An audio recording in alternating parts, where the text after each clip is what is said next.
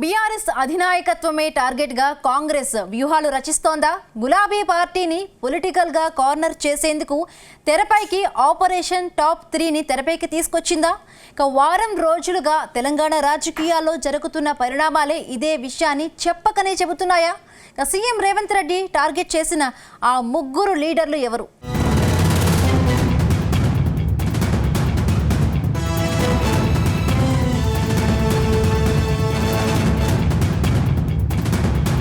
బీఆర్ఎస్ను రాజకీయంగా ఇరుకున పెట్టేందుకు రేవంత్ సర్కార్ ఆపరేషన్ స్టార్ట్ చేసినట్టు తెలుస్తోంది. రాష్ట్రంలో వరుసగా జరుగుతున్న పరిణామాలు బీఆర్ఎస్ అగ్రనేతలను పొలిటికల్గా కార్నర్ చేసినట్టు కనిపిస్తోంది.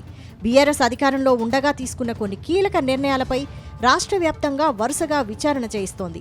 అటు విద్యుత్ ఒప్పందాలు, కాళేశ్వరం ప్రాజెక్టు, ఈ ఫార్ములా రేసింగ్లకు సంబంధించిన విచారణలు కీలక దశకు చేరుకున్నాయి. ఇప్పటికే ఈ ఫార్ములా రేసింగ్ కేసులో బీఆర్ఎస్ వర్కింగ్ ప్రెసిడెంట్ కేటీఆర్పై ఏసీబీ కేసు నమోదు చేసింది. కేటీఆర్ను విచారించడానికి గవర్నర్ అనుమతిని కూడా ఇచ్చారు. అయితే ఈ కేసులో మాజీ మంత్రి కేటీఆర్ హైకోర్టుకు వెళ్లడంతో ఆయనకు బిగ్ రిలీఫ్ దొరికింది. కేటీఆర్ను మరో 10 రోజుల పాటు అరెస్టు చేయొద్దంటూ హైకోర్టు తీర్పునిచ్చింది. కానీ ఈ కేసు దర్యాప్తును కంటిన్యూ చేయాలని చెప్పింది. దాంతో కేటీఆర్పై కేసుల విచారణ ఎలాంటి మలుపులు తిరగబోతోందో అనేది ఆసక్తికరంగా మారింది.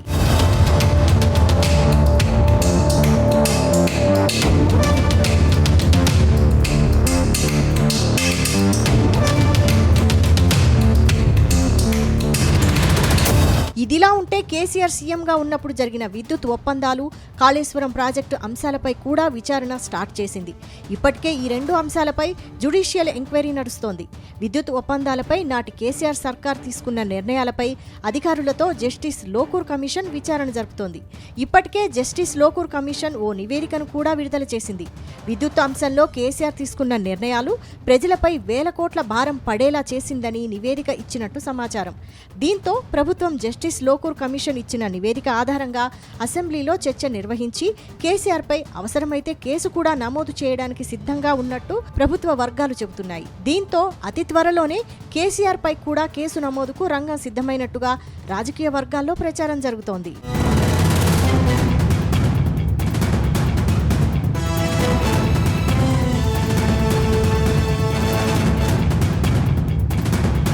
మరోవైపు కాళేశ్వరం ప్రాజెక్టు పైన కూడా justice Chandra Ghose commission enquiry speed up చేసింది. గత 2-3 రోజులుగా కాళేశ్వరం ప్రాజెక్టుపై విచారణలో భాగంగా బీఆర్ఎస్ హయాంలో కీలకంగా వ్యవహరించిన ఐఏఎస్ అధికారులను విచారించింది. తమ పాత్ర చాలా పరిమితమని, నాటి ప్రభుత్వాధినేత చెప్పినట్టుగా తాము నడుచుకున్నామని విచారణకు హాజరైన అధికారులు చెప్పినట్టు సమాచారం. అంతేకాదు కాళేశ్వరం ప్రాజెక్టుతో కేసీఆర్తో పాటు మాజీ మంత్రి హరీష్ రావు పేరు కూడా కమిషన్ తెరపైకి తీసుకొచ్చింది. అధికారులు కూడా పలు సందర్భాల్లో హరీష్ రావు పేరును చెప్పినట్టు టాక్. ఇప్పటి వరకు కేవలం కేసీఆర్, కేటీఆర్ పేర్లు మాత్రమే వినిపించగా తాజాగా హరీష్ రావు పేరు తెర మీదికి రావడం మాత్రం రాజకీయంగా సంచలనంగా మారింది. కాళేశ్వరం కేసులో హరీష్ రావును కూడా కాంగ్రెస్ ఇరికించబోతోందా అన్న చర్చ మొదలైంది.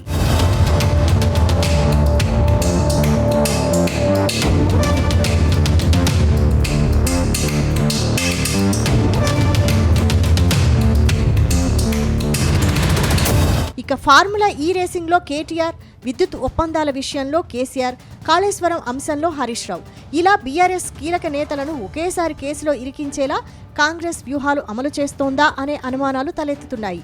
ఒకవైపు అసెంబ్లీ సమావేశాలు కొనసాగుతుండగానే మరోవైపు ఈ ముగ్గురు నేతలపై కేసులు నమోదవుతాయని ప్రచారం కావడం మాత్రం రాజకీయ వర్గాల్లో హాట్ టాపిక్గా మారింది.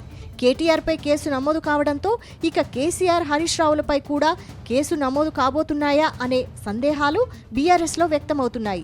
ఒకవేళ కాంగ్రెస్ సర్కార్ కేసీఆర్, హరీష్ రావులపై కేసులు పెడితే రాజకీయాలు ఎలాంటి టర్నింగ్ తీసుకుంటాయి, కేసుల విషయంలో బీఆర్ఎస్ ఏం చేయబోతుంది అనేది ఆసక్తికరంగా మారింది.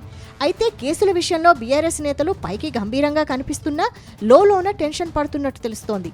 తమ అధినేతతో పాటు కేటీఆర్, హరీష్ రావును కావాలనే ఈ కేసుల్లో ఇరికిస్తున్నారని గులాబీ లీడర్లు అభిప్రాయపడుతున్నారు. కానీ రేవంత్ సర్కార్ కుట్రలను ప్రజలే తిప్పికొడతారని వారు చెబుతున్నారు.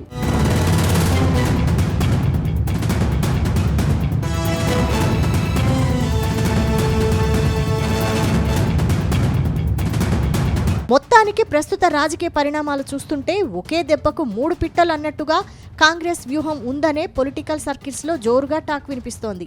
ఒక్కొక్కరుగా కాకుండా ముగ్గురిని ఒకేసారి కేసుల్లో ఇరికిస్తే ఆ పార్టీ డిఫెన్స్లో పడిపోతుందని అధికార పార్టీ నేతల భావనగా ఉందని చెబుతున్నారు. ముఖ్య నేతలను టార్గెట్ చేయడం ద్వారా మిగతా లీడర్లు క్యాడర్ చెల్లాచెదరవుతుందని, ఈ అంశం అధికార పార్టీకి కలిసి వస్తుందని అంటున్నారు. ఇలా కాంగ్రెస్ స్టార్ట్ చేసిన ఆపరేషన్ టాప్ 3 అనేది తెలంగాణ రాజకీయాలను ఎలాంటి మలుపులు తిప్పబోతోంది? నిజంగానే కాంగ్రెస్ ప్లాన్ చేస్తున్నట్టుగా బీఆర్ఎస్ అధినాయకత్వం కేసులో ఇరుక్కోబోతోందా అనేది మాత్రం భవిష్యత్తులోనే తేలనుంది.